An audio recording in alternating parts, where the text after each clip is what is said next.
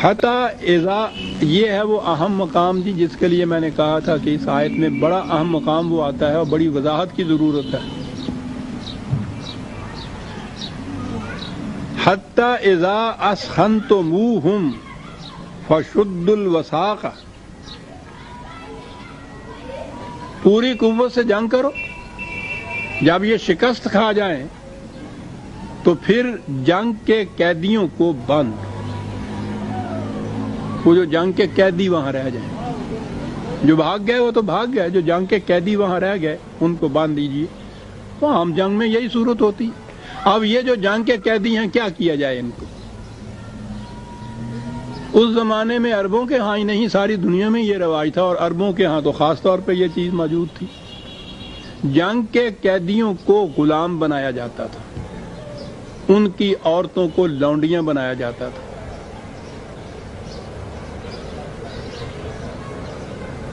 ہر جگہ یہ نظام موجود تھا.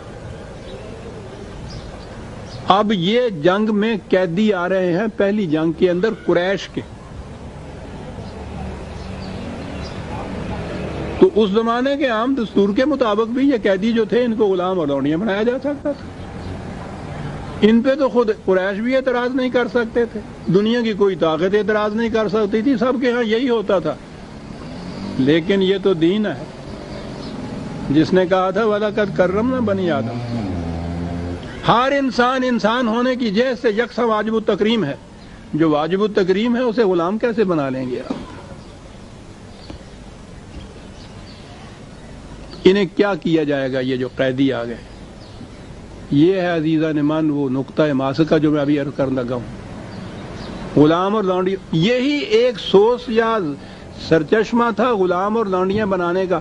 آگے جو ہے نا کہ یہ لونڈیاں فروخت ہوتی تھیں، بیچی جاتی تھیں، تقسیم کی جاتی تھیں، تحائف میں دی جاتی تھیں، یعنی ابتداً یوں یہ غلام اور لونڈیاں بنائے جاتے تھے. پھر ان کی یہ کیفیت تھی، سلیو ٹریڈ بھی ہوتی تھی. پھر یہ پوچھو نہیں جسے آپ تمتع کہتے ہیں، گھروں کے اندر بھی ڈالی جاتی تھی لونڈیاں.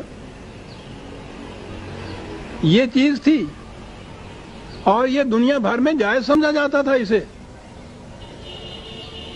عزیزان من سنیے قرآن نے کیا کہا، فَإِمَّا مَنًّا بَعْدُ وَإِمَّا فِدَاءٌ. دو ہی صورتیں ہیں، یا تو ان دشمنوں سے کہو کہ کفارہ دے کر، رینسم دے کر ان کو لے جائیں، ہمارے اگر وہاں کچھ قیدی ہیں تو ان کے بدلے میں ان کو چھڑا لو. اور اگلی چیز عزیزان من قرآن ہے، خدا کا دین ہے، اگر ان میں یہ بات نہ ہو اور وہ نہ آئے تیاری کے لیے تو احسان کر کے ان کو چھوڑ دو. اللہ اکبر. ہیں اسلام نے آگے کیا کیا، رسول اللہ نے کیا انقلاب برپا کیا. ایک دو لفظوں میں آپ دیکھ رہے ہیں کیا انقلاب برپا کیا. ساری دنیا کے اندر معروف جو طریقہ چلا آ رہا تھا اس کے الگ دو فکروں نے ساری بات واضح کر دی. یا تو کفارہ لے کر، جنگ کے بدلے جو قیدی ہیں ان سے لے کے، اور اگلی چیز کہ اگر یہ چیز نہ ہو سکے، وہ اس کے لیے تیار نہ ہو، تو پھر کیا کرو، احساناً ان کو رہا کر دو. غلامی کا خاتمہ قیامت تک کے لیے کر دیا. یعنی سورس جو تھا غلامی کا، جو ذریعہ تھا غلام بنانے کا، وہ تو یہی تھے جنگ کے قیدی. جب ان کے متعلق یہ حکم دے دیا تو ختم ہو گئی بات جناب. اب آگے آپ کے ہاں دین کے بعد مذہب آیا جناب. ان خلفاء جو بعد میں آئے آپ کے ملوکیت والے، ایک ایک خلیفہ کے محل میں 3,000 لونڈیاں تھیں.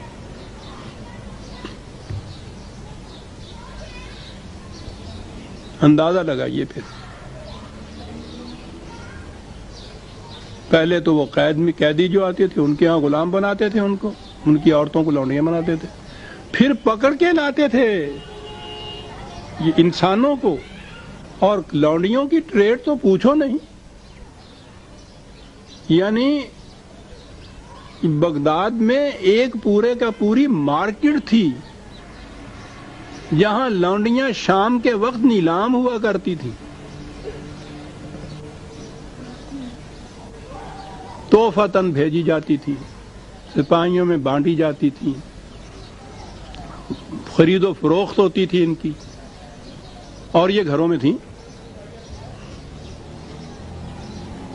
اور اس کے بعد آپ کے ہاں کی جو فقہ ہے اس کے اندر لونڈیوں اور غلاموں کے متعلق باب کے باب ہیں کہ یہ بالکل اسلام میں یہ جائز ہے، ان کو کس طرح رکھا جائے، کیا کیا شرطیں ہوں، ساری کی ساری۔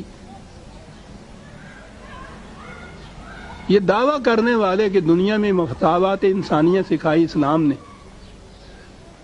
یعنی دنیا کا وہ جو چارٹر یو این او کا کفار نے مرتب کیا، غیر مسلموں نے مرتب کیا، اس میں بھی سلیوری کو انہوں نے ایبالش کر دیا تھا، غلامی کو انہوں نے بالکل ختم کرنے کا چارٹر کے اندر، منشور یو این او کے اندر جو تھا اس میں بھی یہ بات تھی۔ ہمارے ہاں کی وہ جو حجاز کی سلطنت ہمارے ہاں تھی، انہوں نے اس پہ انکار کر دیا تھا، دستخط کرنے تھے کہ ہمارے ہاں تو یہ شریعت کا تقاضا ہے، ہم تو رکھ سکتے ہیں، ہم کیسے لونڈیوں کو غلاموں کو منسوخ کریں۔ یہ بعد میں جا کے یہ جو وہ اس سے پہلے یہ جو تھے حجاز کے سلطان، ان کے والد، انہوں نے آ کے پھر بعد میں یہ اعلان کر کے کیا تھا کہ نہیں صاحب ہم بھی اس کو منسوخ کرتے ہیں غلامی کو۔ اور اب بھی آپ کے ہاں یہ باقی مملکتیں، یہ جن کے لوگ بھی ہیں وہاں موجود ہیں، لیکن بہرحال فقہ کی روح سے اب بھی جائز تو وہ ہیں۔ یہ اس سے پہلے جب یہ اسمبلی تھی، میرا خیال ہے وہ بھٹو کے زمانے کی، اس اسمبلی میں ایک مولوی صاحب نے یہ تحریک پیش کی تھی جہاں یہ تھا کہ یہ آئلی قوانین کی روح سے کہ ایک سے زیادہ بیویاں یوں نہیں کی جا سکتی، اس پہ ڈسکشن کے بعد انہوں نے کہا تھا کہ اگر بیوی ایک سے زیادہ نہیں کی جا سکتی تو کم از کم ایک لونڈی رکھنے کی تو اجازت دے دی جائے۔ پارلیمنٹ میں یہ تحریک پیش کی تھی مولوی صاحب نے، موجود ہے پروسیڈنگ اس کی۔ آج پاکستان جسے کہتے ہیں کہ اسلامی مملکت، اس کی پارلیمان میں انہوں نے تجویز، اور اس لیے کہ یہ ان کے یہاں جائز ہے۔ دلیل اس کے ہاں اس کے لیے کہ جی قرآن کریم نے ما ملکت ایمانکم آیا ہے سر، ان کے معنی ہیں غلام اور لونڈیاں، ان کے ساتھ یہ کرو، ان کے ساتھ یہ کرو، تو کہا کہ دیکھیے تو قرآن میں ان کے متعلق یہ احکامات دیے ہیں تو وہ ان کے وجود کو تسلیم کرتا ہے نا، یہ دلیل ہے۔ اسلام جس وقت آیا، معاشرہ اپنا یہ قائم ہوا، تو عربوں کے ہاں بھرے ہوئے تھا پورا معاشرہ غلاموں اور لونڈیوں سے، پہلے کی آئی ہوئی۔ خود مدینے کی آبادی میں اگر متعین یا ایگزیکٹ فگر یہ نہیں ہے تو تقریباً 3/4 آبادی غلاموں لونڈیوں کی تھی۔ سارا کاروبار یہی کرتے تھے، گھروں میں یہ عورتیں ہوتی تھیں اور باہر یہ کاروبار سارا کرتے تھے، تو معاشرہ تو بھرا ہوا تھا۔ قرآن نے یہ حکم تو دیا کہ اس کے بعد کسی شخص کو غلام نہیں بنایا جائے گا، لونڈی نہیں بنایا جائے گا، یہ تو ختم کیا انہوں نے قصہ۔ اب جو وہاں تھے موجود ان کے لیے کیا کیا جائے؟ قرآن میں جتنے احکامات ہیں، ما ملکت ایمانکم ماضی کا صیغہ ہے، پاسٹ ٹینس ہے وہ، کہ جو اس سے پہلے بنائے جا چکے ہیں یہاں، اگر اوور نائٹ ان تمام کو نکال دیتے اپنے ہاں سے، سارا معاشرہ اپ سیٹ ہو جاتا، کام کاج ان کے سارے رک جاتے۔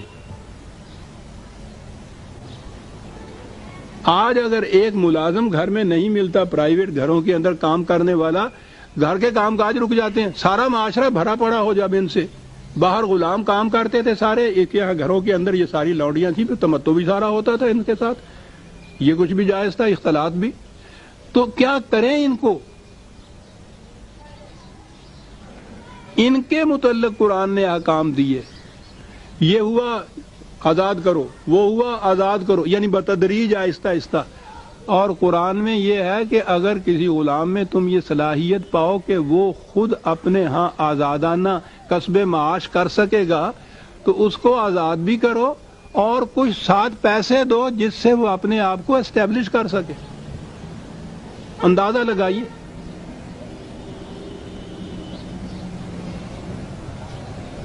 لونڈیاں جو تھیں ان کے متعلق جو انہوں نے گھروں کے اندر ڈال رکھی تھیں، انہوں نے کہا کہ ان کا درجہ بیویوں جیسا ہوگا، ان کی اولاد جو پہلے اپنی اولاد نہیں سمجھی جاتی تھی، ان کی اولاد تمہاری اولاد کہلائے گی. آزاد کیا جائے گا جو آزاد ہونے کے قابل ہوں، کہیں جو جا سکتے ہوں ان کو وہاں تک پہنچاؤ، جو کچھ کام کاج کر سکتے ہوں ان کی ہیلپ کرو، ان کی مدد کرو کہ وہ کام کاج کریں، اور آہستہ آہستہ ان کو اس طرح سے یا تو اپنا جزو بنا لیا گیا خاندانوں کا، معاشرے کا، یا وہ آزاد ہو گئے کہیں اور چلے گئے، یا انہوں نے اپنے آپ کو اسٹیبلش کر لیا. اس طرح سے آہستہ آہستہ یہ جو تھے یہ جذب کر لیے گئے.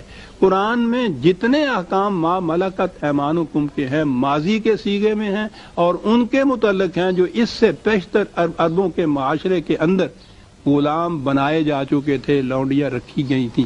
آئندہ کے لیے دروازہ بند کر دیا، جو موجود تھے ان کے لیے احکام دے دیے. دین تو یہ آیا تھا. اب جو آگے دین کے راستے میں رکاوٹ ڈالنے والے، انہوں نے یہ پورے کے پورے پھاٹک کھول دیے. پھر میں نے عرض کیا نا کہ یہ جن کو آپ خلفاء کہتے ہیں، سلاطین کہتے ہیں، یہ عباسیوں کے یا امویوں کے، ایک ایک کے گھر میں 3-3 ہزار لونڈیاں تھیں،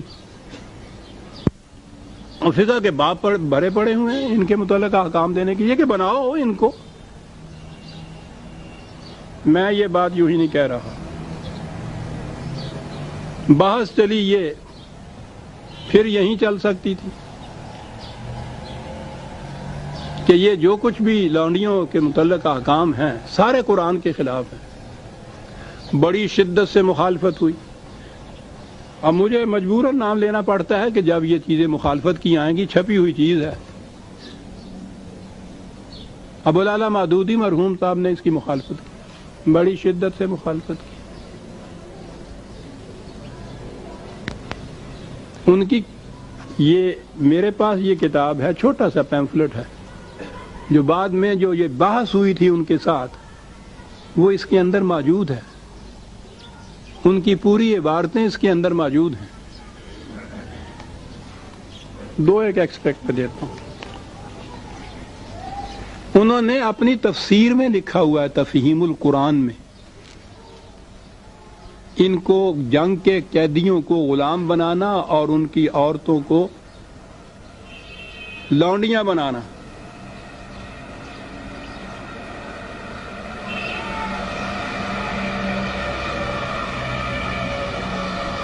لکھا ہے اس میں تفہیم القرآن، ان کی پہلی جلد ہے. میری جو ایڈیشن میرے سامنے تھی 340 صفحہ ہے، اس کے اندر لونڈیوں کے متعلق پوری تفصیل دی ہوئی ہے. اور اس میں کہا یہ ہے کہ حکومت کو اختیار ہے کہ چاہے جنگ میں گرفتار شدہ عورتوں کو رہا کر دے، چاہے ان سے فدیہ لے، چاہے ان کا تبادلہ ان مسلمان قیدیوں سے کرے جو دشمن کے ہاتھ میں ہوں، اور چاہے تو انہیں سپاہیوں میں تقسیم کر دے اور سپاہی انہیں اپنے استعمال میں لائیں. استعمال میں لائیں.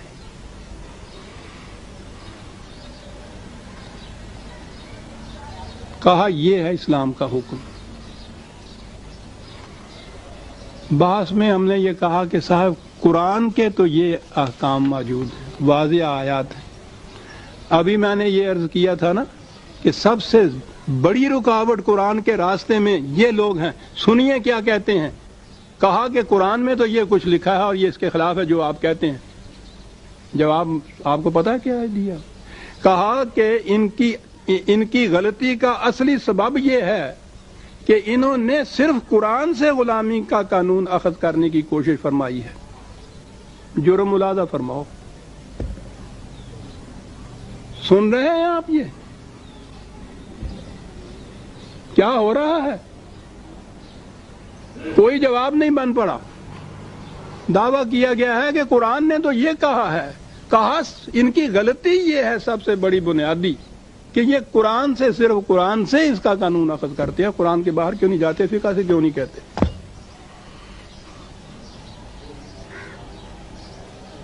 تو میں نے جو شروع میں کہا تھا کہ قرآن کے راستے میں سب سے بڑی رکاوٹ جو ہے یہ ان حضرات کا وجود ہے. کسی غیر مسلم کو تو یہ جرت نہیں ہو سکتی تھی کہ وہ یہ کہتا کہ اگر تمہارے قرآن میں یہ ہے، نہیں صاحب پھر غلط ہے، ہماری بات مانو. وہ تو وہ کہے گا کہ بھائی آپ کے قرآن میں ہے، آپ مانیے۔ یہ لوگ ہیں جو جرأت سے کہتے ہیں سب سے بڑی غلطی ان کی یہ ہے کہ یہ قرآن سے اس کے لیے متعلق احکام نافذ کرنا چاہتے ہیں۔ عزیزان مان، بہرحال میں جب بار بار کہا کرتا ہوں تو میں مین کرتا ہوں کہ عمر کا آخری حصہ ہے، پتہ نہیں دوبارہ بات کرنے کا موقع آئے یا نہ آئے۔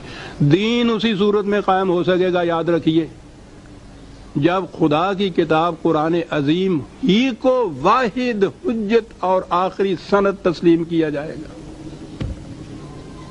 اس کے سوا کوئی شکل نہیں ہے۔ جہاں آپ نے اس سے باہر کسی چیز کو بھی اور تسلیم کیا اتھارٹی، وہ سب چیزیں قرآن کے خلاف جاتی ہیں۔ ایک مسئلہ آپ کے سامنے آ گیا کہ وہ چھوٹی بات نہیں ہے، یہ غلامی کا سوال بہت اہم سوال ہے دنیا میں، ساری دنیا میں، اقوام عالم میں اب یہ بات نہیں ہے۔